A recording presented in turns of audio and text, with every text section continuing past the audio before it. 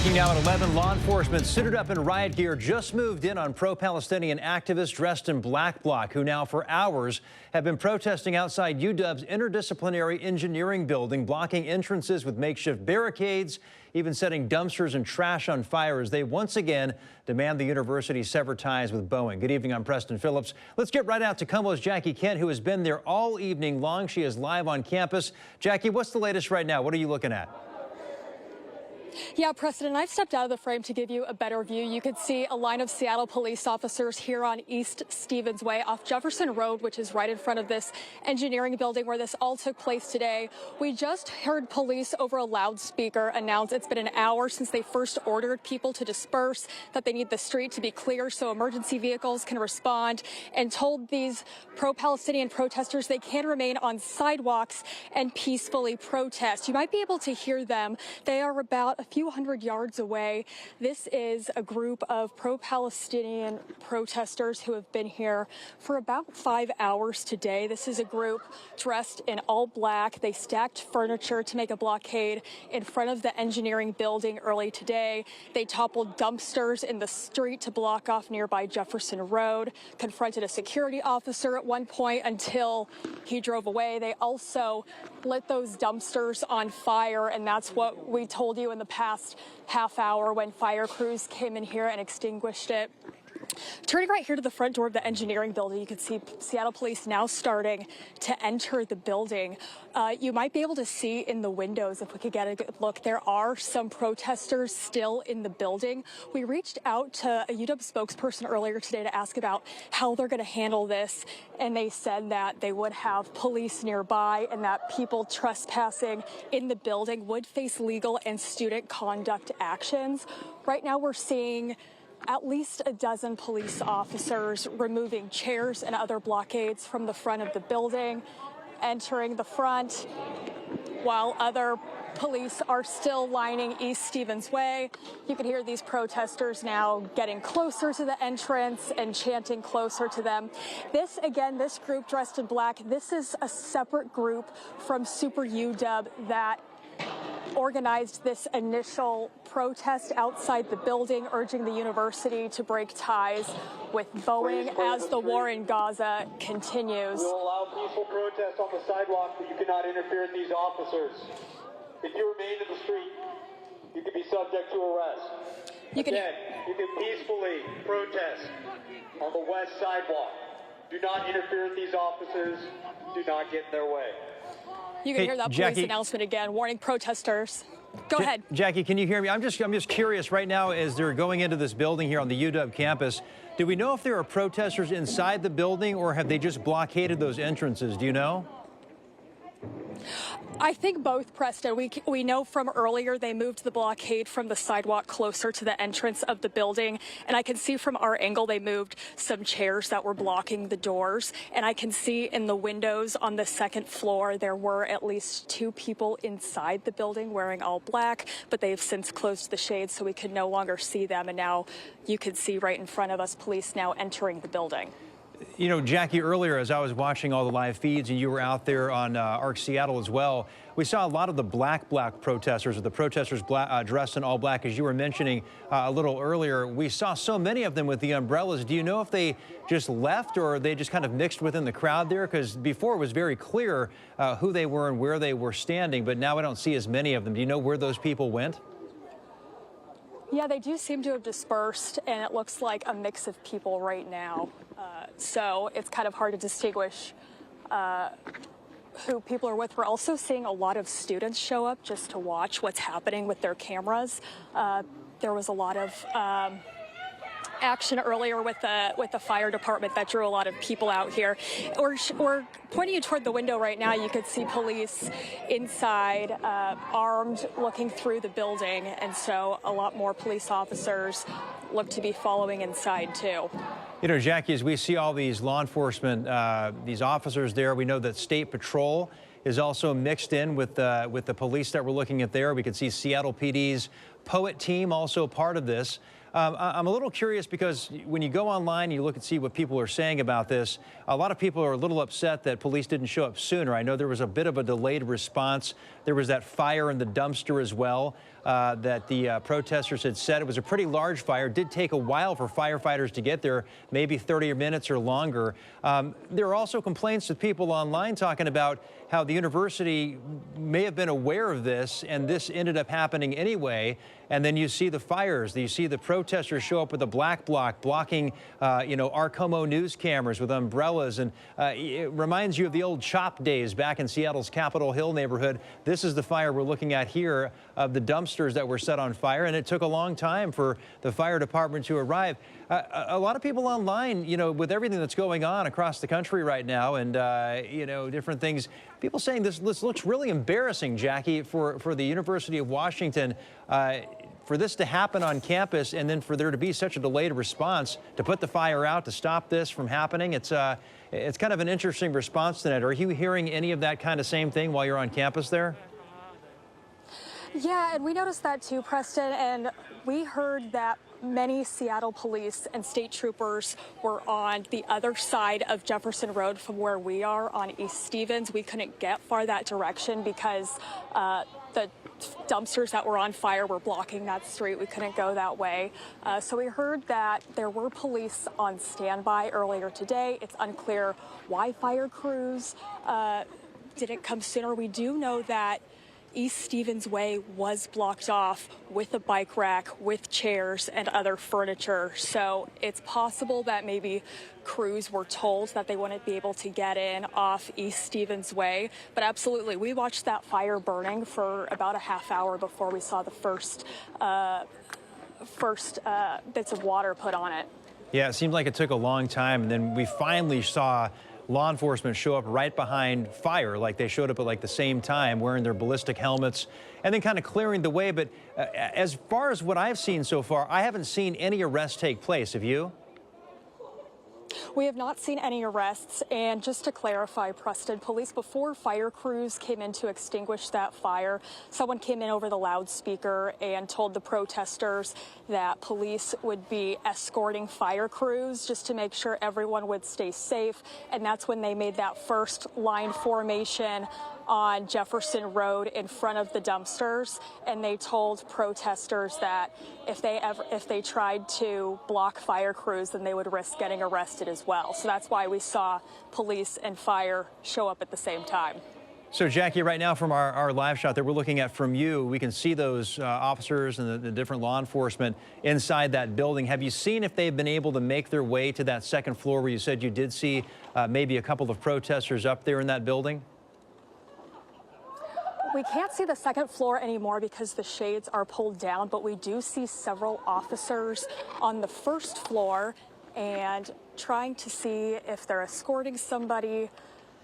It's hard to see if they're coming on the other side, but we know people are definitely still on the first floor, so it's really a wait and see out here. Jackie, we've seen these protests happen before. We saw this happen last year where they set up the tent encampments, and there were a lot of conversations had, this whole divest from Boeing in Israel. Have you talked with any of the people out there today about what it is that they're really trying to accomplish here tonight? Clearly, this is getting a lot of attention from a lot of different places, and it might even get attention from the White House. We'll see what ends up happening just based on the political climate right now. But have you been talking with anybody out there as to what it is they're really trying to accomplish here? Oh, absolutely. So it was the group Super UW, a separate activist group that started this initial demonstration, and they said they wouldn't leave until UW met all of their demands. They wanted UW to repurpose this engineering building into a community-controlled space. It was purchased by Boeing, so they want it to be renamed. They want UW to stop receiving donations from Boeing. And lastly, to end the expulsion or suspension of pro-Palestinian activists. But in the last couple hours, we saw many of those Super UW protesters leave, and it's the protesters dressed in all black who some of them are still out here. We're seeing a lot of other students out here as well, so it's unclear if they plan to come back out here tomorrow. They said they had planned to stay out here until UW met their demands, so they clearly left earlier than they thought they would. Yeah, they knew what was coming. I'm curious, Jackie, has there been any representation from the University of Washington there on campus at any point tonight, kind of watching what's going on and seeing what's happening to their campus? I have not seen anybody come out here. I just got a statement from a spokesperson that they would have police on scene. The trespassers in the building would face consequences, whether that's student conduct actions or legal consequences. But I haven't seen any spokespeople or anybody from the university specifically walking by to scope out what's going on or just, to make sure if police have a handle on things. Jackie, quickly before we go to break here, well, I've got you for another 30 seconds or so. Can we pan out just a little bit or pull out the camera so we can see any of the other people who might be there on campus that are kind of gathering to watch? Because we're hearing some noise. There are people chanting and stuff. Yeah, we'll pan out real quick just to give you a view of the crowd that's out here. We have police here lined up on East Stevens Way, but to the left, we have more students, some pro-Palestinian protesters starting to chant out here, people with their phones just waiting to see what comes out of the building, if police end up taking anybody out of the building. So it looks like there are still a few dozen people left out here, Preston. Okay, Jackie Kent, live on the UW campus tonight following this pro-Palestinian protest. We're going to follow this as law enforcement makes their way into that building, clears some of the barricades that have been put up here throughout the evening. We're going to take a quick break, but we'll be back right after this.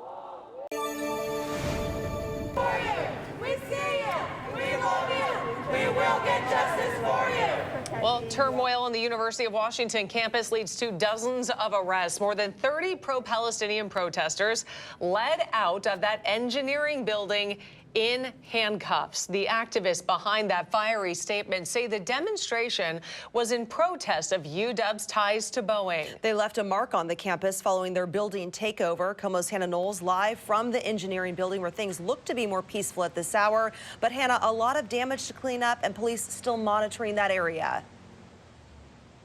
Still monitoring it right now, just in case anything unfolds again. And intense is really the best way to describe that takedown that we saw happen last night. Let's show you kind of what we're seeing this morning. This is some of the damage after protesters stormed the streets and set fire to dumpsters and trash. It's actually still smoking right now this morning, 6 o'clock, hours after all of this happened.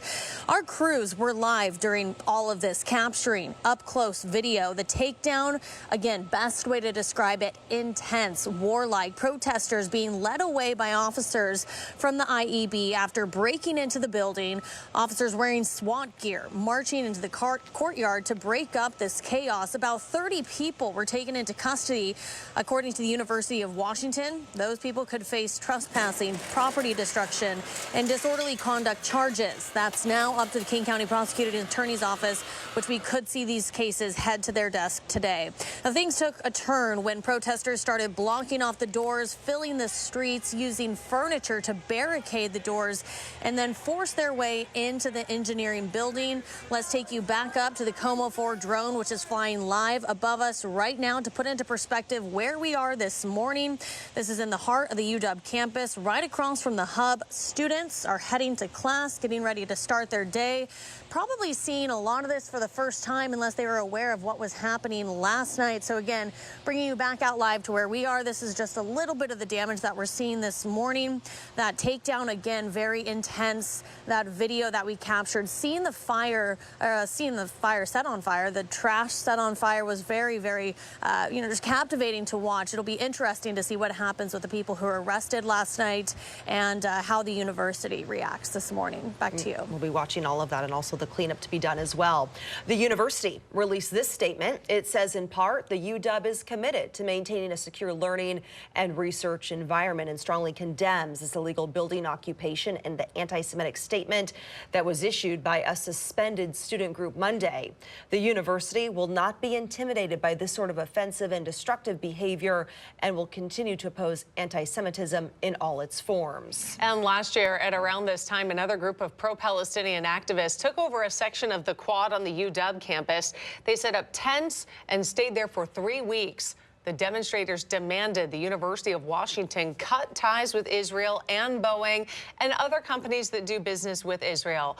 They also called for the end of fighting in Gaza at the time. After reaching an agreement with protesters, they left on May 16th, but left behind a whole lot of damage to the quad's grass and graffiti campus-wide. First here at 11, chaos on campus. Dozens of pro-Palestinian activists occupied a building at the University of Washington overnight. Fires and arrests during a tense night of protest. The turmoil on the UW campus leading to more than 30 arrests. Police hauling those protesters out of the engineering building in handcuffs. KOMO's Hannah Knowles picks up our ongoing coverage of this developing story as we await the fallout, including potential charges and action by the university.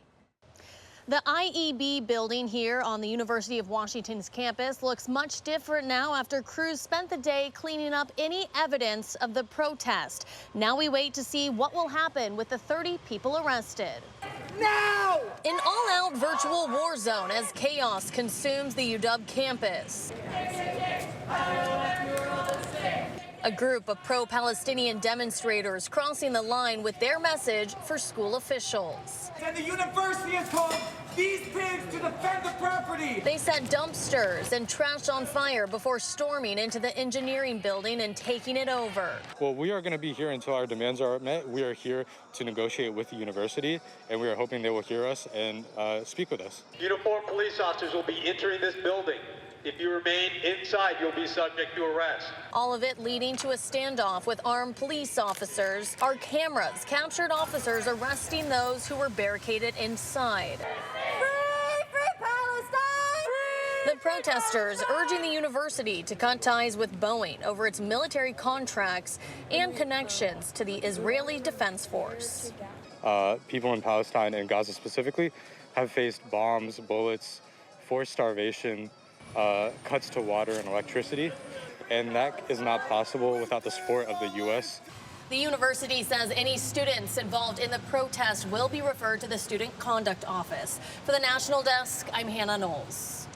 The university released this statement saying in part the UW is committed to maintaining a secure learning and research environment and strongly condemns this illegal building occupation and the anti-Semitic statement that was issued by a suspended student group Monday. The university will not be intimidated by this sort of offensive and destructive behavior and will continue to oppose anti-Semitism in all its forms.